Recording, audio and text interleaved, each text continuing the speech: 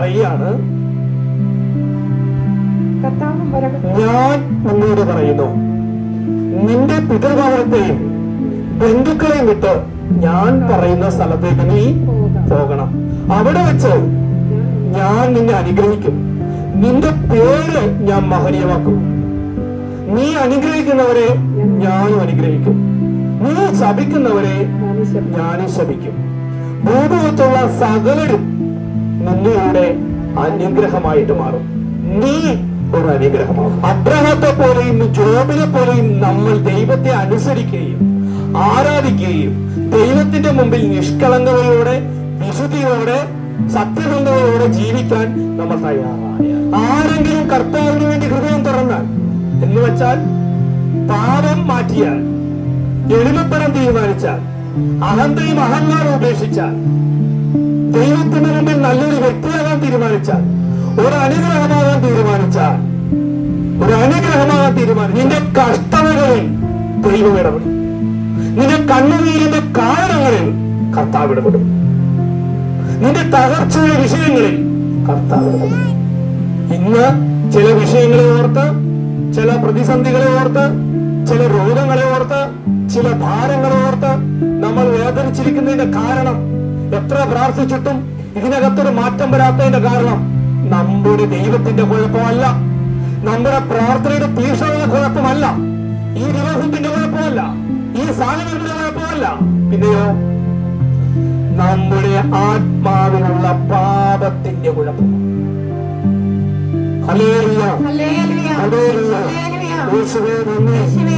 അതുകൊണ്ട് 30-ാമത്തെ അധ്യായത്തിന്റെ 18-ാമത്തെ വാക്യത്തിൽ ഇങ്ങനെ പറയുന്നു, അതിനാൽ നിന്നോട് ഔദാര്യം കാണിക്കാൻ കർത്താവ് കാത്തിരിക്കുന്നു. നിന്നോട് ഔദാര്യം കാണിക്കാൻ കർത്താവ് കാത്തിരിക്കുന്നു. നമ്മളോട് കരുണ കാണിക്കാൻ, നമ്മളെ അനുഗ്രഹിക്കാൻ, നമ്മളൊരു ക്ഷമ കാണിക്കാൻ, നമ്മളെ ചേർത്ത് പിടിക്കാൻ, നമ്മളെ സ്നേഹിക്കാൻ, നമ്മളെ ഉന്നതനാക്കാൻ, നമ്മളെ മഹത്വപ്പെടുത്താൻ ആഗ്രഹിക്കുന്ന ദൈവത്തിന്റെ മുമ്പിൽ ഒന്നിരുന്നു കൊടുക്കണം. യേശുവേ സ്തുതി. നമ്മളെ ദൈവം ജോബിനെ പോലെ അനുഗ്രഹമാക്കാനായിട്ട് ആഗ്രഹിക്കുക. നമ്മളെ ദൈവം ജോസഫിനെ പോലെ അനുഗ്രഹമാക്കാനായിട്ട് ആഗ്രഹിക്കുക. ദൈവം നമ്മളെ ദാവീദിനെ പോലെ അനുഗ്രഹമാക്കാനായിട്ട് ആഗ്രഹിക്കുക. ദൈവം നമ്മളെ അബ്രഹാത്തെ പോലെ അനുഗ്രഹമാക്കാനായിട്ട് ആഗ്രഹിക്കുക.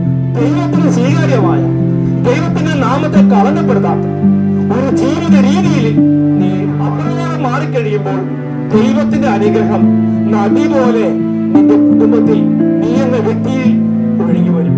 ആദ്യം നമ്മൾ ആത്മീയമായിട്ട് അനുഗ്രഹിതരാണ്. ആദ്യം നമ്മുടെ ആത്മാവ് അനുഗ്രഹമായി മാറും.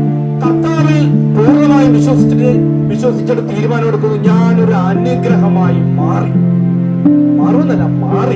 ഹല്ലേലൂയ.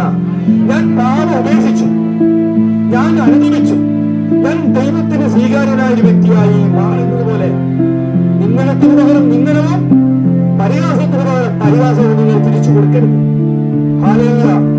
നല്ലൊരു യേശുക്രിസ്തുവിന്റെ മനോഭാവം നമ്മൾ തീരുമാനമെടുക്കുക. അതുകൊണ്ട് ഇനിയുള്ള നിമിഷം മുതൽ കർത്താവിനെ ആരാധിക്കാൻ, ദൈവവചനം വായിക്കാൻ, സഹോദരനോട് ക്ഷമിക്കാൻ, വലതുകരണം അടിച്ചാലും ഇടതുകരണം കാണിച്ചു കൊടുക്കാനുള്ള മനോഭാവത്തോടുകൂടെ വചനം പറയുന്നത് പോലെ നിന്ദനത്തിന് പകരം നിന്ദനവും പരിഹാസത്തിന് പകരം പരിഹാസവും നിങ്ങൾ തിരിച്ചു കൊടുക്കരുത്. ഹല്ലേലൂയ. ഈ ഭൂമിയിൽ ശപിക്കപ്പെട്ടവരുമുണ്ട്, അനുഗ്രഹിക്കപ്പെട്ടവരുമുണ്ട്. സ്വസ്ഥതയിൽ കഴിയുന്നവരുമുണ്ട്, അസ്വസ്ഥതയിൽ കഴിയുന്നവരുമുണ്ട്. സമാധാനത്തിൽ ജീവിക്കുന്നവരുണ്ട്, അസമാധാനത്തിലും ജീവിക്കുന്നവരുണ്ട്. നിരവധി മനുഷ്യരിന്ന് പല വിഷയങ്ങളെ ഓർത്ത്, ജീവിത പ്രശ്നങ്ങളെ ഓർത്ത് കണ്ണുനീരോടെയാണ് ജീവിക്കുന്നത്. നമ്മൾ ചിന്തിക്കണം, എല്ലാ മനുഷ്യരും അനുഗ്രഹിക്കുന്ന ഒരു അനുഗ്രഹം ഇവിടെ ഉണ്ടായിട്ടും, എല്ലാ മനുഷ്യരും ഉയർത്തുന്ന ഒരു ദൈവം ഇവിടെ ഉണ്ടായിട്ടും എന്തുകൊണ്ട് ഞാനിന്ന് ദുഃഖത്തിൽ കഴിയുന്നു? ഞാനിന്ന് കരയേണ്ടി വരുന്നു? എന്തുകൊണ്ട് ഞാൻ തകർന്നിരിക്കുന്നു?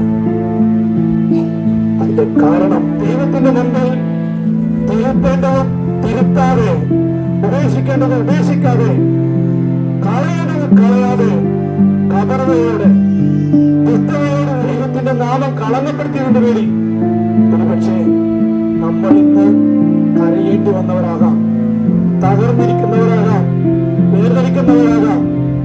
എന്നാൽ കർത്താവ് പറയുന്നു, നിന്നോട് ഔദാര്യം കാണിക്കാം, നിന്നോട് കരുണ കാണിക്കാം, നിന്നോട് കരുണ കാണിക്കാം കർത്താവ് കാത്തിരിക്കുന്നു. യശയ്യാപ്രവാചകന്റെ പുസ്തകം 30:18 പറയുകയാണ്, നിന്നോട് കരുണ കാണിക്കാൻ കർത്താവ് കാത്തിരിക്കുന്നു, നിന്നോട് ക്ഷമിക്കാൻ കർത്താവ് കാത്തിരിക്കുന്നു, നിന്നെ അനുഗ്രഹമാക്കി മാറ്റാൻ കർത്താവ് കാത്തിരിക്കുന്നു, നിനക്ക് തരുന്ന അനുഗ്രഹം പരസ്യമായി തരാൻ കർത്താവ് കാത്തിരിക്കുന്നു. 19 ഇസ്രായേലേ, നീ തിരിച്ചു വന്നാൽ നിന്നെ ഞാൻ പുനർത്തരില്ല. ഇസ്രായേലേ, നീ തിരിച്ചു വന്നാൽ നിന്നെ ഞാൻ പുനർത്തരില്ല. കർത്താവായ ദൈവം പാപിയായി നമ്മൾ ഓരോരുത്തരെ നോക്കി, നമ്മുടെ അവസ്ഥയെ നോക്കി കർത്താവ് പറയുന്നു, ഇസ്രായേലേ, തിരിച്ചു വന്നാൽ നിന്നെ ഞാൻ പുനർത്തരിക്കാം, നിന്നോട് ഔദാര്യം